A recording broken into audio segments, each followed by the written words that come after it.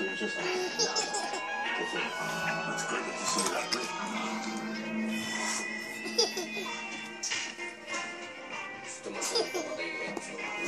Ah, puta patay na pala yung Edison. Naliloko sa atin. Just confirm all my suspicions about Thomas. Hindi lang alam ng mami mo kung anong klaseng tao si Philip. Dad, hindi ba dapat malaman ni Mami ang tungkol kay Philip Tang? No. Ang dalawa. Ngayon, dali mo na ako sa pamilya. We must do something first. Help me kill Thomas. Sa akin, sukin.